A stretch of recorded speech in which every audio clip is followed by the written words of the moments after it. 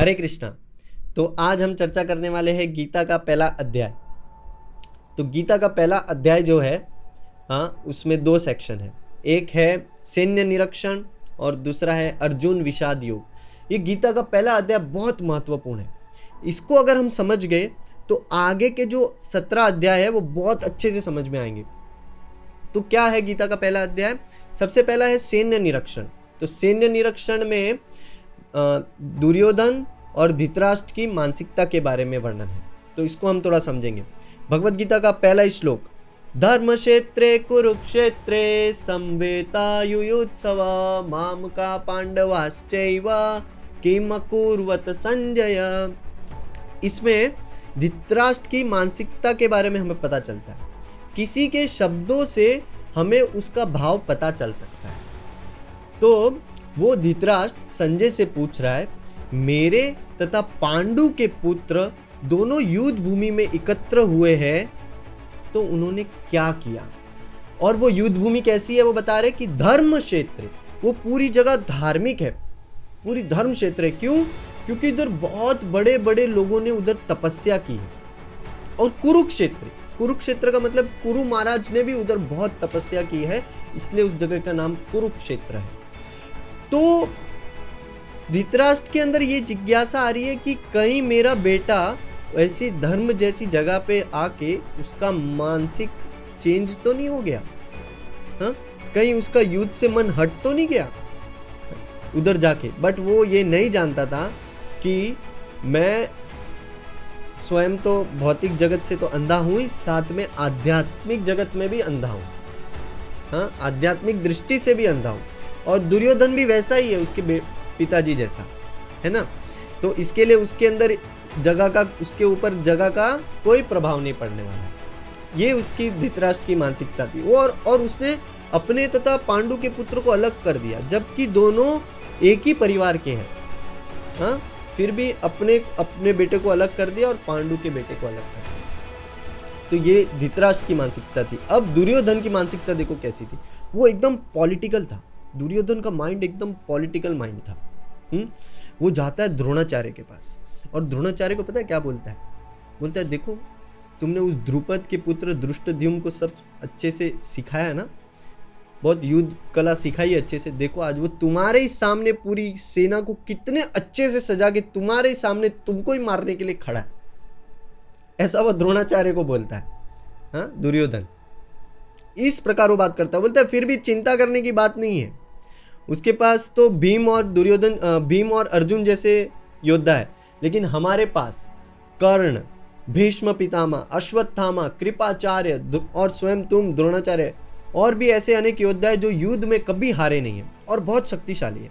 दुर्योधन ने बहुत शक्ति एकत्र की थी, है ना। उसने भगवान से भी नारायणी सेना लाके इकट्ठा की थी, एकदम बहुत नारायणी सेना लाई। भगवान को नहीं मांगा, नारायणी सेना को मांगा।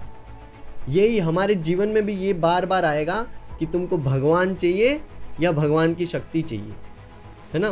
तो दुर्योधन ने भगवान की शक्ति को चॉइस किया, तो बहुत शक्ति इकट्ठा करके आया था युद्ध करने के लिए।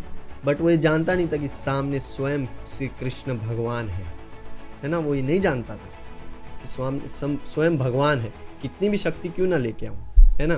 तो ये दुर्योधन की मानसिकता थी। अब आगे अर्जुन बोलता है, हे केशव, हे कृष्ण, हे अच्युत, इस रथ को दोनों सेनाओं के बीच में लेके जाओ, ताकि युद्ध के लिए जो आए हैं लोग, मैं उनको देखना चाहता हूं। तो भगवान को वो अच्युत कह के संबोधित करता है और भगवान को आज्ञा देता है ना। भगवान पूरे संसार को आज्ञा देते हैं, है ना। सब कुछ भगवान की आज्ञा से चलता है। लेकिन जब कोई भगवान का भक्त भगवान को आज्ञा देता है तो भगवान को बहुत आनंद आता है उस आज्ञा को पूरा करने में, है ना। भगवान अर्जुन के सारथी है। वो दृश्य ही कितना जबरदस्त होगा महाभारत का। भगवान सारथी घोड़े और भगवान लगाम खींचे और पीछे अर्जुन, क्या रथ, ऊपर कपि ध्वज, क्या शानदार दृश्य होगा। तो वो भगवान रथ चला रहे, भगवान घोड़ों के भी रथ की पूरी तरह एकदम अच्छे से सेवा करते थे। यही जो सेवा है ना, भगवान जो अपने भक्त की करते हैं, उसमें वो कभी नहीं चूकते, इसलिए अर्जुन उनको अच्युत कह के संबोधित करता है। एक महाभारत का और भागवत का वर्णन है, हम थोड़ा सा सुनेंगे, बहुत जबरदस्त है। भीष्म पितामह ने ना प्रतिज्ञा ली कि मैं कृष्ण से अस्त्र उठवा के ही रहूंगा। कृष्ण ने ये बोला था कि मैं महाभारत के युद्ध में कोई भी अस्त्र नहीं उठाऊंगा, लेकिन भीष्म पितामह ने क्या किया, प्रतिज्ञा ली कि मैं इस कृष्ण से अस्त्र उठवा के रहूंगा। तो क्या हुआ कि एक दिन भीष्म पितामह बहुत स्फूर्ति से युद्ध कर रहे और पांडवों को मारेंगे ही मारेंगे, इस भावना से आए थे। तो वो अर्जुन के सामने आए और अर्जुन के साथ इस प्रकार युद्ध कर रहे थे, एकदम स्फूर्ति से बाण निकाल रहे थे और इस प्रकार इतना स्पीड से बाण निकाल रहे थे जैसे एक बाण का पूरा चक्र जैसा दिख रहा था। इतना स्फूर्ति से बाण मार रहे थे भीष्म पितामह एकदम तेजी में। तो भगवान और अर्जुन भी एकदम चिंता में पड़ गए थे। अर्जुन के माथे से पसीना छूट रहा था, एकदम अर्जुन भी चिंता में, ऐसा लग रहा था कि अभी ही भीष्म पितामह अर्जुन को मार देंगे। और भगवान ने देखा कि अर्जुन एकदम घायल हो रहा है और अभी कुछ भी हो सकता है, कभी भी भीष्म पितामह ऐसा बाण छोड़ देंगे और अर्जुन मर जाएगा। ये भगवान ने देखा ना, तो भगवान से देखा नहीं गया और भगवान एकदम क्रोध में एकदम रथ से कूदे। ये कूदना कैसा है, जैसे एक शेर हाथियों के झुंड में आ जाता है बीच में, हाँ, और भगवान एकदम कूदे बीच में अर्जुन की रक्षा करने के लिए। और नीचे जमीन पे एक रथ का पहिया पड़ा हुआ था, उस पहिए को उठाया और भीष्म पितामह की ओर तेजी से भागे उनको मारने के लिए। ये दृश्य इतना सुंदर है। भीष्म पितामह कहते हैं कि मैं उसी वक्त अपना प्राण त्यागना चाहता था और उन्होंने अस्त्र शस्त्र छोड़ दिया। भगवान की भक्त वत्सलता को देखा कि किस प्रकार भगवान मेरे को मारने के लिए आ रहे। भगवान के बाल बिखरे हुए थे, भगवान के बालों में मिट्टी, पूरी मिट्टी थी और भगवान का उत्तरी, जो पीताम्बर पे उत्तरी लगा रहता, वो भी गिर गया था।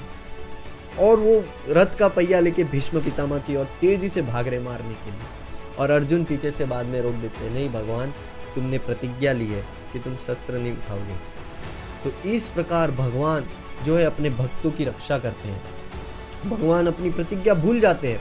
भीष्म पितामह की प्रतिज्ञा रखने के लिए और अर्जुन की रक्षा करने के लिए भगवान ने अपनी प्रतिज्ञा तोड़ दी। और इस प्रकार भगवान हमेशा भक्त की रक्षा करते हैं। भगवान कृष्ण ने पांडवों की बहुत बार रक्षा की है, बहुत बार। द्रौपदी की रक्षा की, पांडवों की रक्षा की, लाक्षागृह के जलने से बचाया, है ना, और बार बार पांडवों की रक्षा की है। इस प्रकार भगवान जो है अपने भक्त की सेवा करने में कभी नहीं चूकते, इसलिए उनको अच्युत कह के अर्जुन संबोधित करते हैं। हरे कृष्णा।